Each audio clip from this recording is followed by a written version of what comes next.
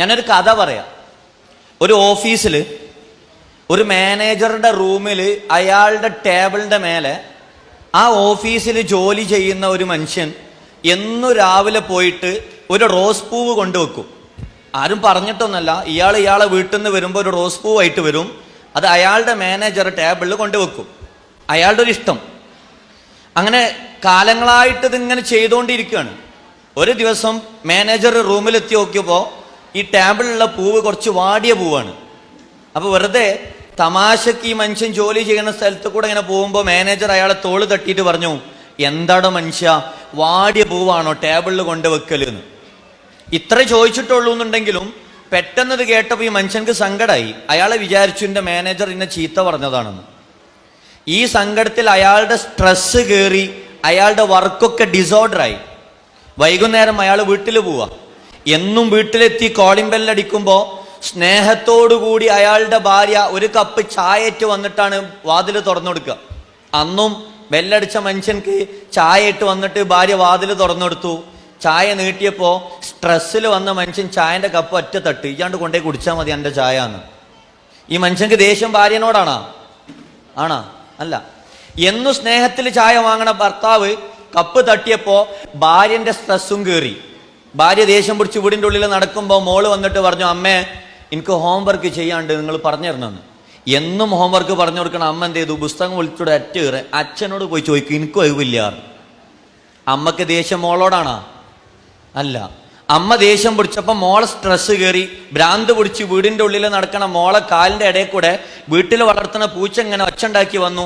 ദേഷ്യം പിടിച്ച കുട്ടി പൂച്ചനെ ഒറ്റ ചവിട്ട്, പൂച്ച തെറിച്ച് ചുമരിൽ തലയിടിച്ച് വീണ് ചത്തു.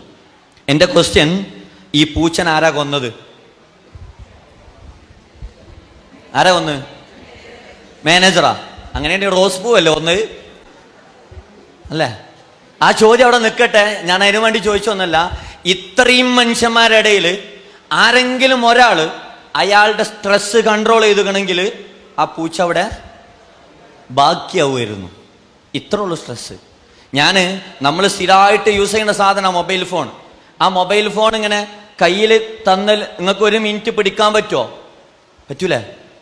പറ്റുമോ? ഇല്ലേ? 1 മിനിറ്റ് കയ്യിൽ പിടിക്കാൻ പറ്റും. 1 മണിക്കൂർ പറ്റുമോ? ചെറിയ ബുദ്ധിമുട്ടാ. 1 ദിവസം കംപ്ലീറ്റ് ഇങ്ങനെ പിടിച്ചു നിൽക്കുമോ? 2 ദിവസം നടക്കൂല. സ്ട്രെസ് ഉണ്ടാവുക എന്നുള്ളത് തെറ്റല്ല, അത് കുറേ സമയം കൊണ്ടെടുക്കുക എന്നുള്ളതാണ് നമ്മൾ ചെയ്യണ തെറ്റ്. അപ്പോഴാണ് അത് നമുക്ക് ദോഷം ചെയ്തു തുടങ്ങുന്നത്. അവിടെ നിന്നാണ് മക്കളും മാതാപിതാക്കളും, മാതാപിതാക്കളും മക്കളും, അധ്യാപകരും വിദ്യാർത്ഥികളും, വിദ്യാർത്ഥികളും അധ്യാപകരും ആകെ അടിയാവുന്നത്. നമ്മൾ കുറഞ്ഞു കൊടുക്കാൻ റെഡിയല്ല. ഇതിനെ കൺട്രോൾ ചെയ്യുക എന്നുള്ളതാണ് ഫസ്റ്റ് സ്റ്റെപ്പ്. ഞാൻ റഫ്ലത്ത് മാം സംസാരിച്ചതിനെ അങ്ങനെ കണക്ട് ചെയ്തു എന്നുള്ളൂ. രണ്ടാമത്തെ കാര്യം എനിക്ക് നിങ്ങളോട് കാര്യമായിട്ട് പറയാനുള്ളത്, മക്കൾ ഇവിടെ ഈ സ്കൂളിൽ ടീച്ചേഴ്സ് പേരൻസിനെ കൊണ്ട് സ്വപ്നങ്ങളൊക്കെ എഴുതിച്ചിട്ടുണ്ട് പറഞ്ഞു. അപ്പോൾ കൂടുതൽ വന്നിട്ടുള്ള സാധനം എഴുതാത്തവരും നമ്മളൊക്കെ ഉള്ളിലുണ്ടാവല് എന്തൊക്കെ പറഞ്ഞാലും പറയും, കുട്ടി ഉഷാറാവണം. ആണോ? അല്ലേ? കുട്ടി ഉഷാറാവണം, നന്നാവണം. ചില ആൾക്കാർ പറയും ടീച്ചർ ആവണം, ഡോക്ടർ ആവണം, എഞ്ചിനീയർ ആവണം. ഇതൊന്നും പറയാത്തവരും പറയില്ല. എന്താ അറിയോ? നല്ല മനുഷ്യനാവണം എന്നാ. ഈ ആഗ്രഹം ഇല്ലാത്ത ആരെങ്കിലും ഉണ്ടോ? ഇല്ല. അതിന് നമ്മൾ വേണ്ടത് ഫസ്റ്റ് നമ്മൾ റോൾ മോഡൽ ആവണം എന്നുള്ളതാ. ആർക്കെങ്കിലും സ്വന്തം മക്കളെ വിളിച്ചിട്ട് പറയാൻ പറ്റുമോ എന്റെ പോലെ ആവണമെന്ന്? നിങ്ങൾ പറയണം, നിങ്ങളെ പോലെ ആവണം എന്ന് പറയാൻ പറ്റുമോ? നമ്മളെന്താ പറയില്ല അറിയോ? ഇജയ് ഞാനോ ഇങ്ങനായി, ഇങ്ങനെ ആവരുത്. അപ്പൊ കുട്ടിക്ക് മനസ്സിലായി ഇത് അത്ര മോശമുള്ള സാധന. നല്ല സാധനം കൊടുക്കണം നമ്മള്. ഒരു വാപ്പ മോനോട് ചോദിച്ചു, മോനെ എനിക്ക് ആരാവാൻ ആഗ്രഹം? മോൻ ഭയങ്കര സുന്ദരമായിട്ട് പറഞ്ഞു, എനിക്ക് വാപ്പാന്റെ മാതിരി ആയാൽ മതി. ഒരു വടി എടുത്തിട്ട് നിർത്താതെ അടിക്കാണ് മോനെ. അതിൽ അമ്മ വന്ന് കൈ പിടിച്ചു, നിങ്ങളെ പോലെ ആവണമെന്ന് പറഞ്ഞു, എന്തിനാ നിങ്ങൾ അയന്നെ അടിക്കണ്? അതിൽ വാപ്പ പറയാണ്, അമേരിക്കൻ പ്രസിഡന്റ് ആവണമെന്ന് വിചാരിച്ചിട്ടാണ് ഞാൻ ഈ കോലായത്. ഞാൻ ആവണമെന്ന് വിചാരിച്ച ഓന്റെ കോല എന്താവുന്നു? ഇതാണ് നമ്മൾ കമന്റ്.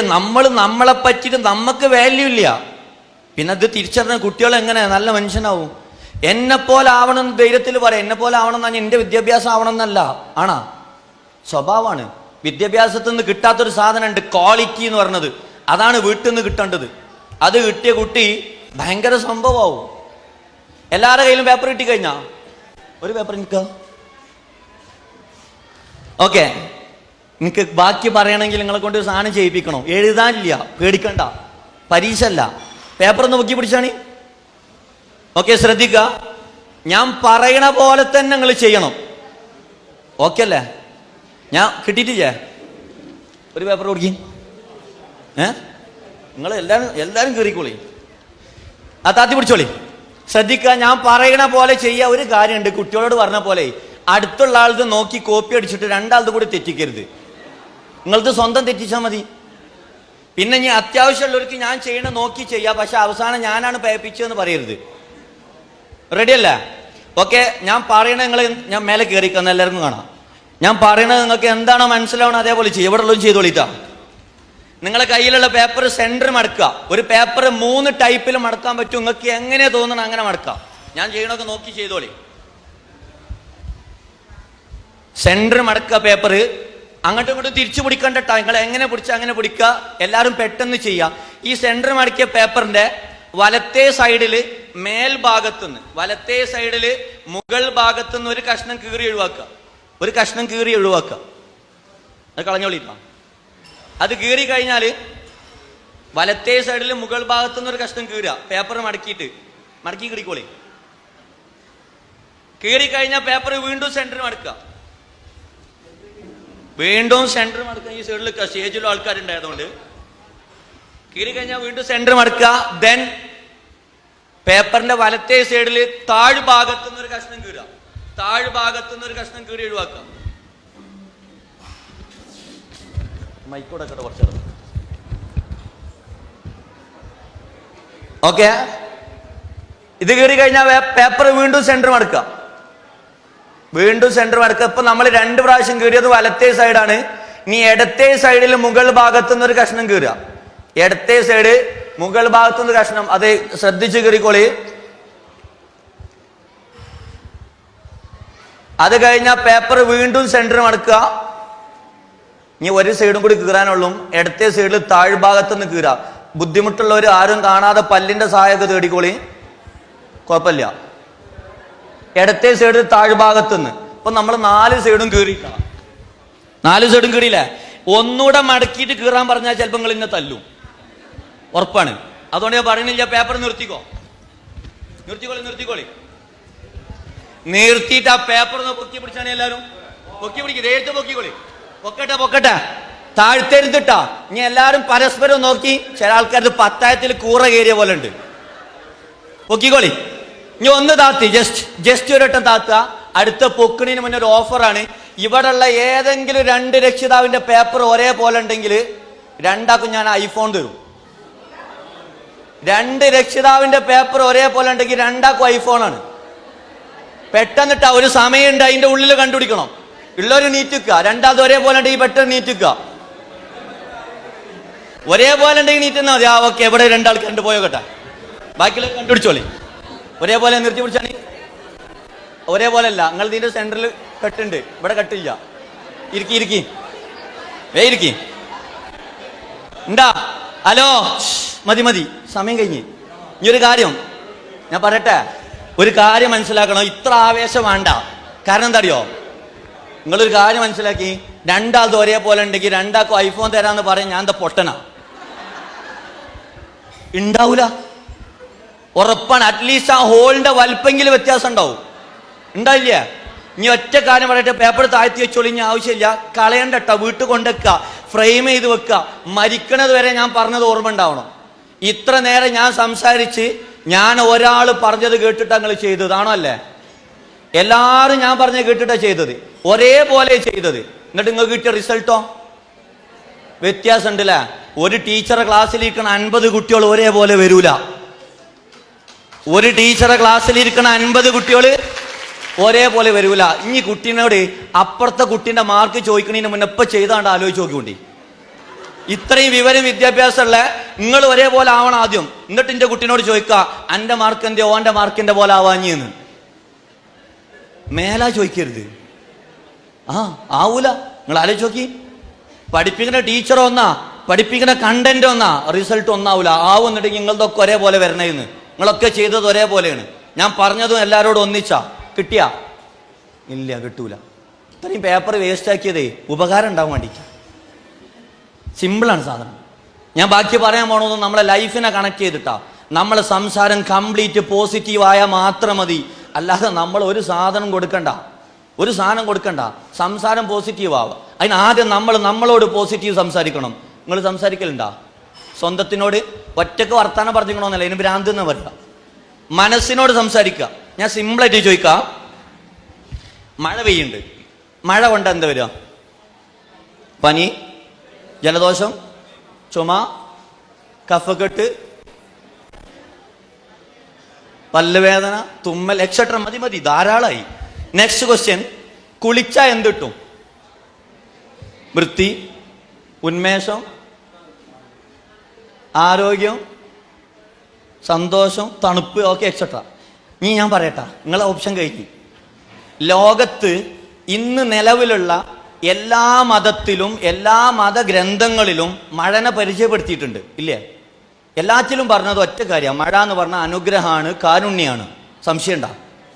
അനുഗ്രഹം കാരുണ്യമായ മഴ ആകാശത്ത് നിന്ന് പെയ്ത് റോട്ടിലും പറമ്പിലും വീണ് അഴുക്ക്, മാലിന്യം, കച്ചറൊക്കെ തട്ടി ഒലിച്ചൊലിച്ച് നമ്മുടെ വീടിന്റെ കിണറിൽ വന്ന് വീണു. ഈ കിണറിന്റെ മുകളിൽ നെറ്റൊന്നും ഇട്ടിട്ടില്ലെങ്കിൽ ഇതിൽ ഒരുപാട് പക്ഷികൾ പല അവശിഷ്ടങ്ങൾ ഉണ്ടാവൂലേ? എന്നും പോയി നോക്കലുണ്ടോ? ഇല്ല. ഈ വെള്ളം മോട്ടോർ വഴി അടിച്ചു വലിച്ച് ടാങ്കിൽ കിടന്ന് ചൂടായിട്ടുണ്ടാവും വെയിൽ കൊണ്ടിട്ട്. ഈ വെള്ളം ടാപ്പിലൂടെ എടുത്ത് കുളിച്ചപ്പോൾ നിങ്ങൾക്ക് വൃത്തി, സന്തോഷം, ആരോഗ്യം, ഉന്മേഷം, അനുഗ്രഹം, കാരുണ്യമായ മഴ നേരെ തലയെ തട്ടിയപ്പോൾ പനി, ജലദോഷം, ചുമ, കഫക്കെട്ട്, തുമ്മൽ. ഒന്ന് ആലോചിച്ചിട്ട് പറയും, ഏതിനാ പനി വരണ്ട്? ഏതിനാ? കുളിച്ചാലാണല്ലേ?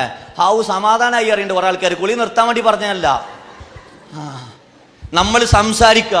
ഞാൻ വീട്ടിൽ പോകുമ്പോ മഴ കൊണ്ട് എൻ്റെ മനസ്സിൽ ഞാൻ പറയാ, ഇന്ന് മഴ കൊണ്ടു, നാളെ പനിയാവും. വീട്ടിൽ ക്ഷീണിച്ചു വന്നാൽ ഞാൻ പറയും, ഭയങ്കര ക്ഷീണുണ്ട്, ഒന്ന് കുളിച്ചാ ഉഷാറാവും. ഇത് പറയണോണ്ടാ സംഭവിക്കുന്നത്. നിങ്ങൾ ആലോചിച്ച് നോക്കി, രക്ഷിതാക്കളൊക്കെ ആലോചിക്കും. നമ്മളൊക്കെ ജീവിതത്തിൽ ഒരു പ്രാവശ്യമെങ്കിലും മഴ കൊള്ളണമെന്ന് ആഗ്രഹിച്ച് നമ്മളൊക്കെ മഴ കൊണ്ടുക്കണില്ലേ? അങ്ങനെ ആഗ്രഹിച്ച് മഴ കൊണ്ട് എന്തെങ്കിലും നിങ്ങൾക്ക് പനി വന്നിക്കണോ? എന്തുകൊണ്ടാ അറിയോ? അന്നൊരു നെഗറ്റീവ് കമന്റ് ഇതിൻ്റെ ഉള്ളിലേക്ക് കൊടുത്തിട്ടില്ല.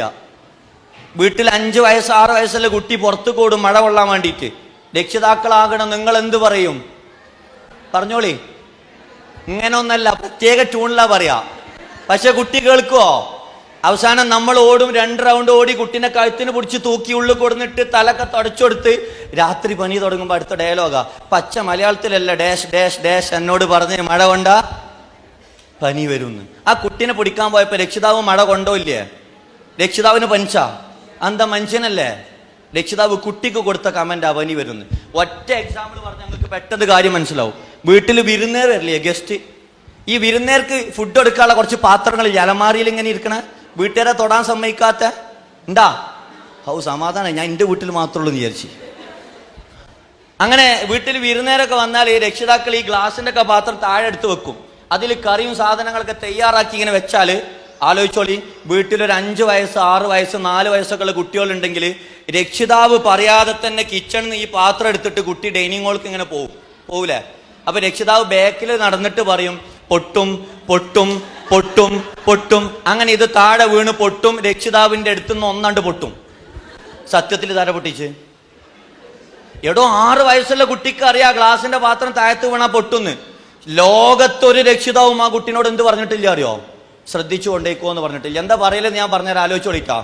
അതാണ്ട് ഇട്ടാളെ, പൊട്ടിച്ചാളെ, തീരുമാനാക്കിക്കാളെ. ആണോ അല്ലേ? എന്താല്ലേ? കറക്റ്റാ. നിങ്ങളെ ചീത്ത പറഞ്ഞല്ല, നിങ്ങൾ കുട്ടിയായപ്പോ നിങ്ങളെ രക്ഷിതാവിന്റെ അടുത്ത് നിന്ന് കിട്ടിയതു തന്നെ. നിങ്ങളെ രക്ഷിതാവ്